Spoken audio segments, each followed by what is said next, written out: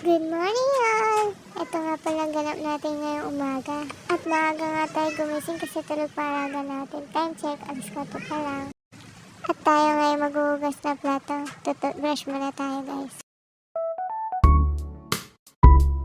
At simulan na natin ang paghuhugas. Pagkatapos na naman natin maghugas ng plato, isunod naman natin yung mga bote niya.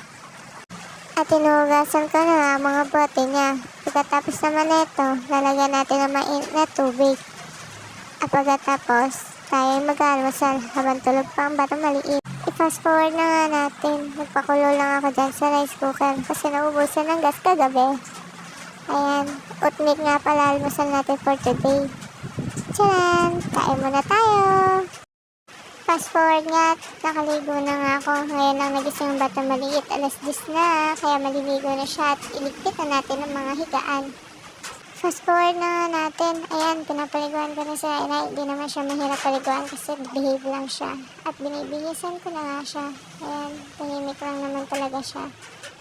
At ito nga lang kaganapan ngayong araw at nagtatapos na ang ating mini vlog. Salamat sa panonood, maulan na umaga sa inyong lahat.